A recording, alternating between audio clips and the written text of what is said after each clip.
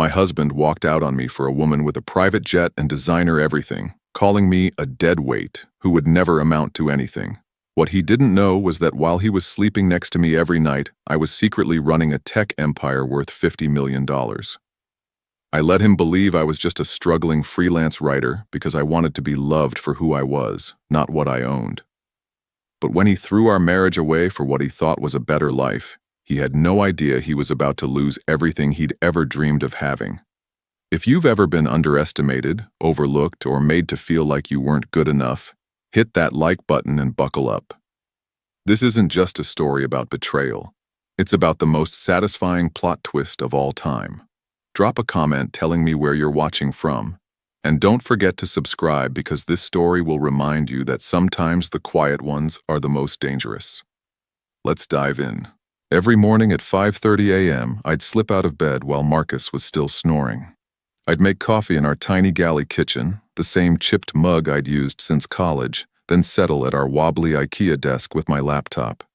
To Marcus, I was just another struggling freelance writer, pecking away at articles about home organization and budget recipes for lifestyle blogs.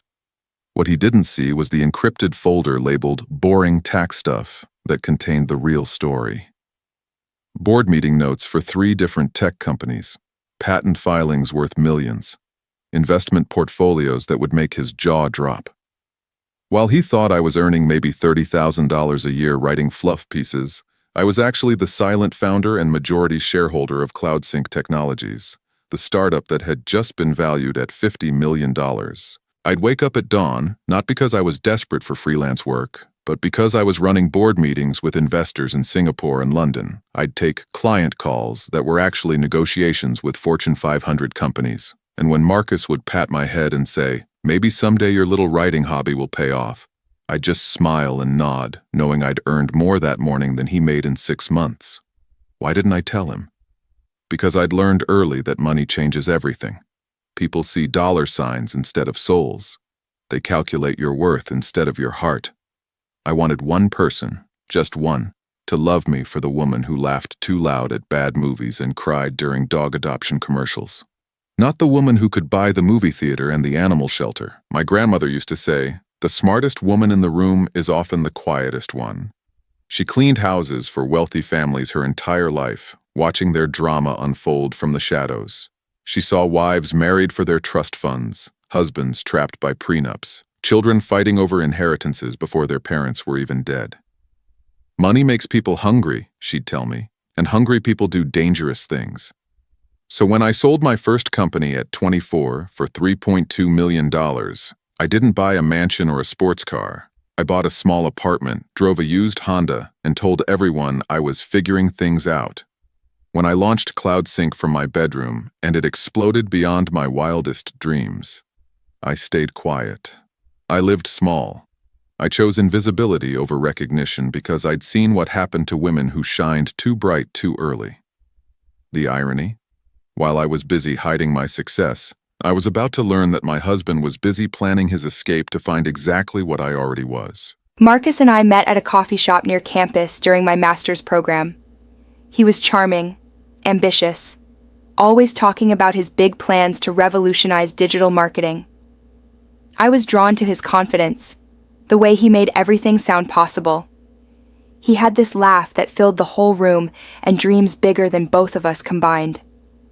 "I'm going to build something incredible," he'd say, eyes bright with possibility. "Something that matters, something that lasts."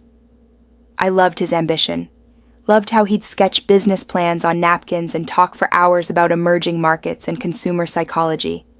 He was everything I thought I wanted: drive, vision, passion. What I didn't realize was that his ambition came with a price tag attached. We moved in together after graduation. I was already quietly building my first company, but to Marcus, I was just the sweet girlfriend who wrote blog posts and brought him coffee during his late-night job applications. He'd pat my laptop and say, "That's cute, babe. Maybe you can write about my company someday when I make it big." I'd smile and kiss his cheek, all while calculating million-dollar deals in my head. For 3 years, I played the role perfectly. I clipped coupons, shopped sales, acted excited about his small promotions at the marketing firm where he finally landed a job. When he got his first raise, we celebrated with takeout Chinese food and a bottle of wine from the corner store. He felt like a provider. I felt like a fraud. But there were moments. Quiet Sunday mornings when he'd trace patterns on my back. Late nights when we'd talk about everything and nothing. Where I thought maybe the charade was worth it. Maybe love was enough. Maybe I'd found someone who could see past the surface to the woman underneath. I was wrong. The change started slowly. Marcus's company landed a few high-profile clients, and suddenly, he was attending networking events and industry mixers. He'd come home with business cards and stories about incredible people he was meeting.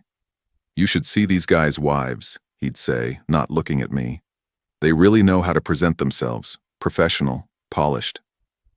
I'd glance down at my worn jeans and oversized sweater, my uniform for hiding in plain sight, and something cold would settle in my stomach. He started working later, caring more about his appearance, dropping hints about the sophisticated crowd he was running with now. The man who used to be happy splitting a sandwich was suddenly critiquing the wine I bought, the restaurants I suggested, the clothes I wore. "Don't you want to dress up sometimes?" he asked one evening as I reached for my usual cardigan. "I mean, for yourself." But it wasn't for myself he was asking. The networking events turned into dinner parties. The dinner parties turned into weekend retreats, and slowly, Marcus started building a life that I wasn't polished enough to fit into. "It's important for my career," he'd say when I asked why I wasn't invited to another company function. "These people, they're different, successful. I need to make the right impression." The right impression apparently didn't include a girlfriend who wrote blog posts about organizing closets. I could have solved this problem with one phone call to my banker, could have shown up at his next event in a dress that cost more than his monthly salary, driving a car that would make his colleagues' heads turn. But I didn't want to win him back with money. I wanted him to choose me, the real me, not the illusion I could buy. That was my mistake. While I was protecting our love from the corruption of wealth, he was already shopping for an upgrade. Her name was Vivian Montenegro, private jet heiress, luxury lifestyle blogger, the kind of woman whose Instagram looked like a high-end travel magazine. She had that effortless wealth that comes from never worrying about money. Designer everything, perfect teeth, skin that glowed like she'd been photoshopped in real life. Marcus met her at a charity gala his company was sponsoring. I wasn't invited, of course. Too casual for the dress code. He came home that night different, energized. He talked about the event for an hour. The venue, the food, the fascinating people he'd met. He mentioned Vivian 3 times, each reference casual but telling. There was this woman there, Vivian Montenegro. She's doing incredible work in sustainable luxury, really impressive. Sustainable luxury? I had to bite my tongue to keep from laughing. I'd been tracking companies like hers for investment opportunities. Most of them were smoke and mirrors, trust fund babies playing entrepreneur with daddy's money. But Marcus was dazzled, and for the first time in 3 years, I felt genuinely afraid. The late nights started again, but this time they weren't about work. Marcus would get mysterious phone calls that he'd take in the other room. He'd shower as soon as he got home, claiming he'd been at networking dinners that somehow never seemed to involve actual business. His social media changed. Suddenly his posts were from expensive restaurants I'd never been to, wine bars in parts of the city we couldn't afford. And slowly, Vivian started appearing in the background of his photos. Just a hand holding a champagne glass here, a laugh captured mid-conversation there. When I asked about her, he'd wave it off. She's just someone in the industry. Good connections. But I wasn't blind. I saw the way his eyes lit up when her name came up. Saw how he'd check his phone obsessively, how he'd started dressing better, working out more, buying cologne I'd never smelled before. I could have hired a private investigator, could have followed him myself, but deep down I already knew. The man who used to tell me I was beautiful without makeup was falling for someone who probably had a full-time glam squad. The man who used to say my mind was the sexiest thing about me was trading up for someone whose biggest accomplishment was inheriting her grandfather's airline fortune. I just didn't know how ugly it was about to get. The confrontation happened on a Tuesday night in March. I'd been pretending to work on a blog post about spring cleaning while actually reviewing acquisition proposals for my company. Marcus came home late again, smelling like expensive perfume that wasn't mine. I closed my laptop and looked at him. "We need to talk." He didn't even try to deny it. Just sat down across from me with the look of a man who'd been waiting for this conversation. "How long?" I asked. "Does it matter?" "It matters to me." He sighed, ran his hands through his hair. 2 months, maybe 3. The numbers hit like a slap. All those late nights, all those lies, all those times he'd kissed me goodbye while planning to meet another woman. "Why?" I asked, though I wasn't sure I wanted the answer. Marcus looked at me, really looked at me, and his expression was colder than I'd ever seen it. "Because I'm tired of pretending this is enough," he said, gesturing around our small apartment. "I'm tired of making excuses for why my girlfriend shops at thrift stores and writes blog posts for grocery money." "Excuse me? You have no ambition, Sarah, no drive. You're content being small, being invisible, being nobody." His voice was gaining momentum, like he'd been rehearsing this speech. "Vivian understands success. She lives it. She's everything I've been working toward." I felt something inside me go very still. "Everything you've been working toward?" "Yes, a real life, a real partnership, someone who matches my energy, my goals, my future."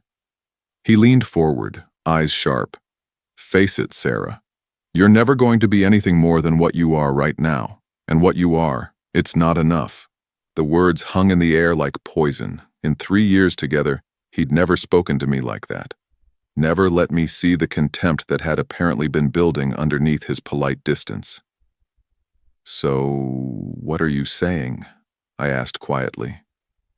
"I'm saying I'm done. I've already found an apartment. I'll be out by the weekend." He stood up, straightened his tie like he was heading to a business meeting instead of ending our relationship. "Vivian has a penthouse in Manhattan, a house in the Hamptons, connections I could never dream of reaching on my own." He paused at the doorway, looked back at me one last time. "She's my future, Sarah. You were just practice. Just practice." I sat alone in our living room after he left, surrounded by the life we'd built together. The mismatched furniture we'd assembled with arguing and laughter. The photos from trips we'd saved for months to afford. The coffee maker we'd bought together because we both loved good coffee but couldn't afford to buy it out every day. All of it suddenly felt like a museum exhibit, the life of a woman who wasn't enough. But here's what Marcus didn't know as he walked out that door to start his new life with his rich girlfriend. The woman he'd just called nobody had a net worth that exceeded Vivian's trust fund by about $30 million. The woman he'd accused of having no ambition was about to close a deal that would revolutionize cloud computing for the next decade. The woman he'd left behind for being practice was about to remind him what a real power play looked like. I sat in that quiet apartment for exactly 10 minutes. Then I walked to my closet, moved aside the cardigan collection that had been my camouflage for 3 years, and pulled out my real phone. The one Marcus had never seen. I had some calls to make. If this story is hitting different, smash that like button and let me know in the comments. Have you ever been underestimated by someone who was supposed to love you? Keep watching, because the best part is coming up. The next morning, I called in sick to my freelance writing career and drove to my real office. The entire 34th floor of a glass tower downtown, my name etched in silver by the elevator. Sarah Chen, founder and CEO, CloudSync Technologies. My assistant, Janet, nearly dropped her coffee when I walked in. "Sarah, we weren't expecting you today. The board meeting isn't until Thursday." "Change of plans," I said, walking past the floor-to-ceiling windows that offered a view Marcus had only dreamed about. "I need you to clear my schedule for the rest of the week and get me a meeting with our legal team." For 3 years, I'd been running my empire from coffee shops and our tiny apartment, taking calls in the bathroom, reviewing million-dollar contracts while Marcus watched TV in the next room. I'd attended board meetings via video call, telling Marcus I was doing client interviews. I'd negotiated the sale of my first company while he was at work, then celebrated with a $3 bottle of wine so he wouldn't ask questions. Now, as I sat in my actual office, the one with the panoramic city view and the modern art worth more than some people's houses, I felt like I was breathing for the first time in years. My CFO, David, knocked on the door. "Janet said you wanted to see the quarterly reports?" "Among other things." I gestured for him to sit down. "David, what would you say if I told you I was ready to come out of the shadows?" He raised an eyebrow.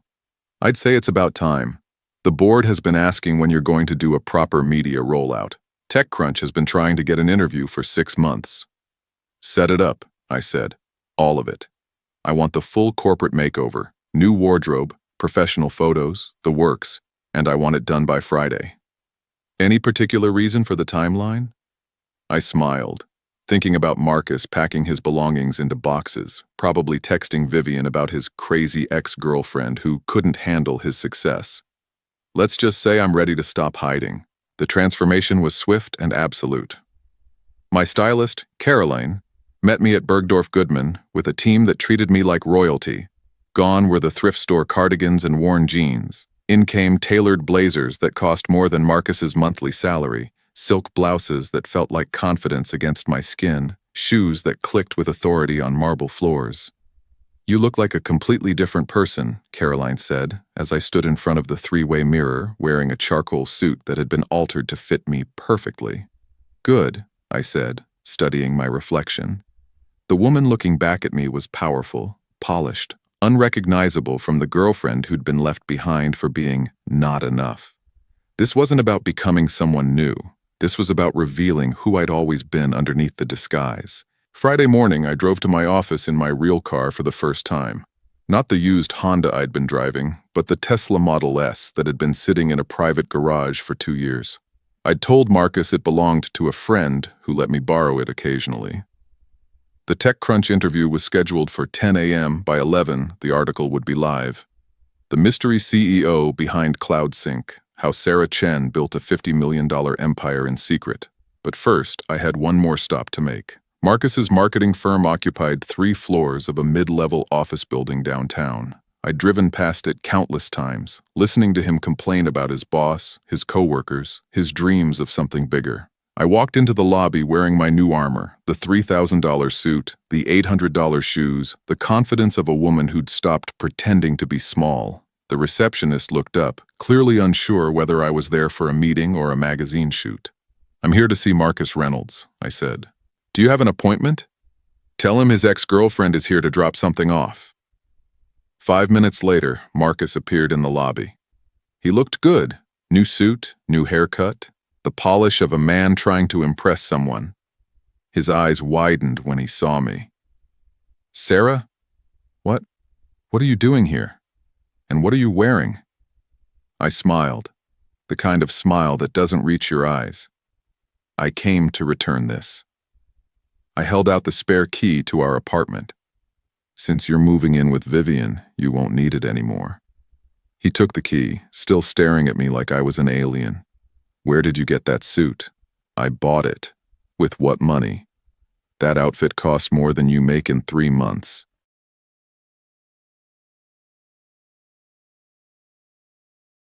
I tilted my head, studying him.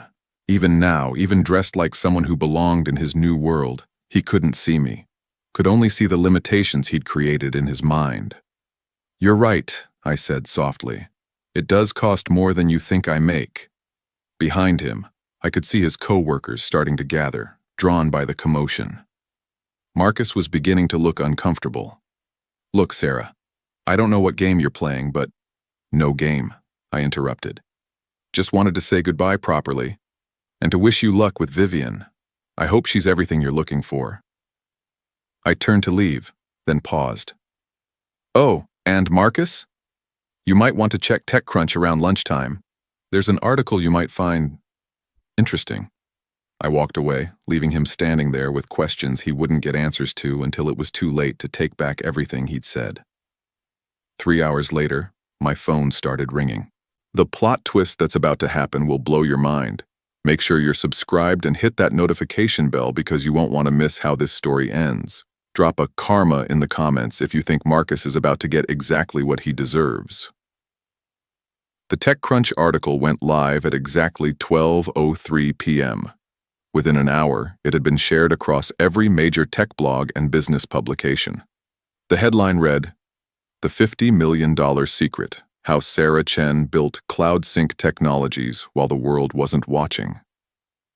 The photo they used showed me in my new suit, standing in my office with the city skyline behind me.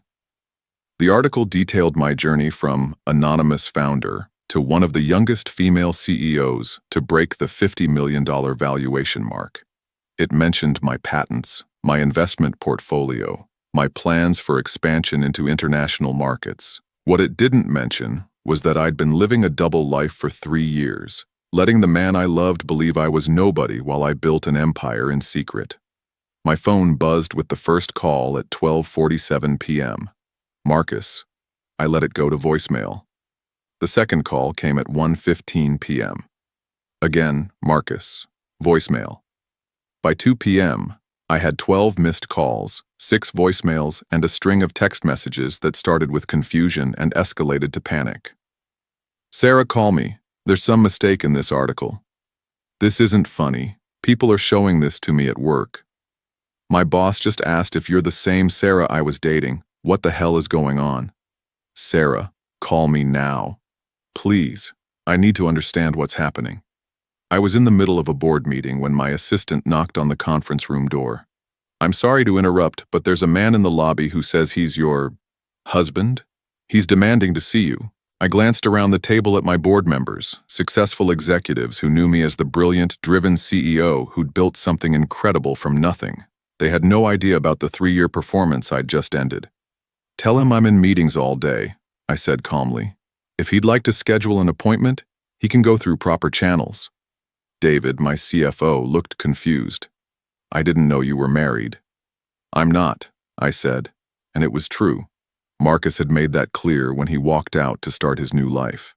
Now, where were we on the international expansion timeline? But Marcus wasn't giving up. Over the next week, the calls and texts became increasingly desperate. He showed up at my office building twice, both times turned away by security. He tried reaching out through mutual friends, through my email, through LinkedIn. Finally, he figured out where I was living now. I'd moved out of our old apartment within 48 hours of the article going live. Not because I was running away, but because it was time to stop hiding. My new penthouse had 3 bedrooms, floor-to-ceiling windows, and a view that made Vivian's place look like a studio apartment. Marcus was waiting in the lobby when I came home from work on Thursday evening. "The doorman said you live here now," he said, standing up from one of the leather chairs. He looked terrible, exhausted, confused, like a man whose entire world had been turned upside down. "I do." "How long?" "Since Monday." "No, I mean, how long have you been—" He gestured helplessly, unable to even form the words. "Rich? Successful? Everything you said I'd never be?" I asked calmly. "About 5 years. But I've been hiding it for 3. The elevator arrived with a soft ding. I stepped inside, and after a moment's hesitation, Marcus followed. "Why?" he asked as we rode up to the 45th floor. "Why did I hide it? Or why am I telling you now?" "Both." I looked at him, really looked at him, and saw the man I'd loved enough to give up my authentic self for. The man who'd thrown that love away because I wasn't impressive enough for his new crowd. "I hid it because I wanted you to love me for who I was, not what I had," I said as the elevator doors opened to reveal my private foyer. "I'm telling you now because it doesn't matter anymore." My apartment was minimalist elegance, all clean lines and expensive simplicity. Marcus walked through it like he was touring a museum, touching surfaces that probably cost more than his annual salary. "This is who you really are," he said, more to himself than to me. "This is what I can afford. Who I really am is the same person you called Practice last week." He flinched.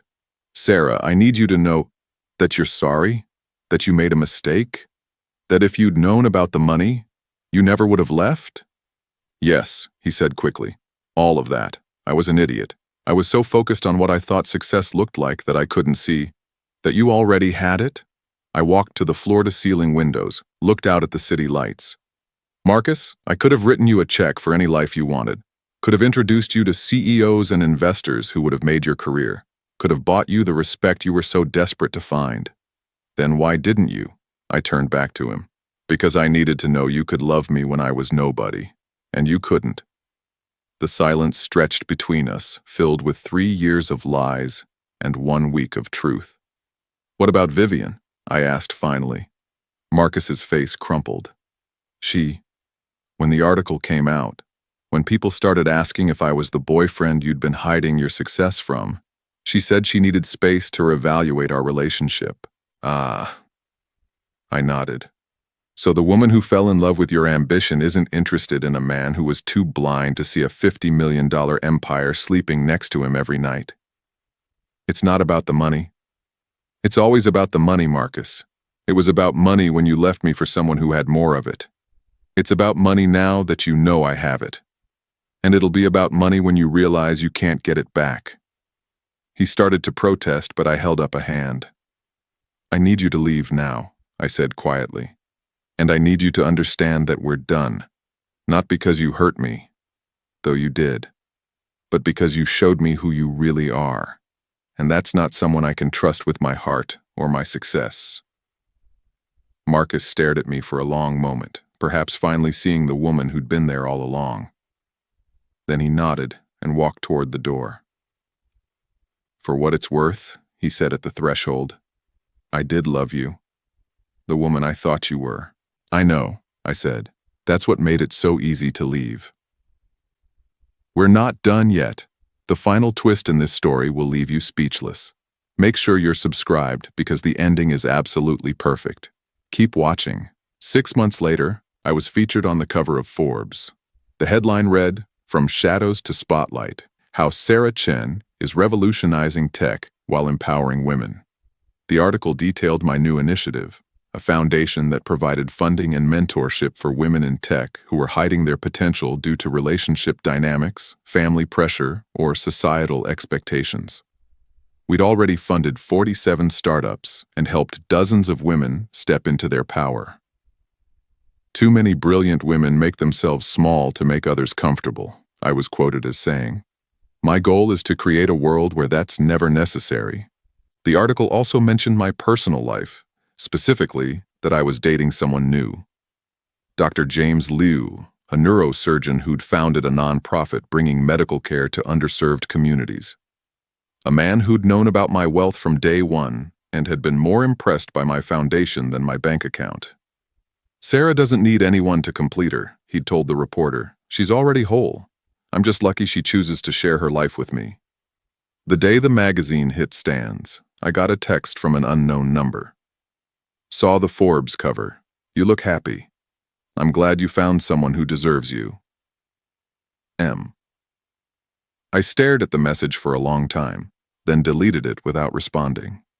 Some chapters of your life deserve acknowledgement, not continuation. That evening, James and I were having dinner at our favorite small restaurant, the kind of place that didn't care about your net worth, just whether you appreciated good food and honest conversation. My phone buzzed with notifications from the Forbes article, interview requests, speaking opportunities. Regrets? James asked, watching me scroll through the messages. About what? Hiding for so long, missing out on recognition you earned.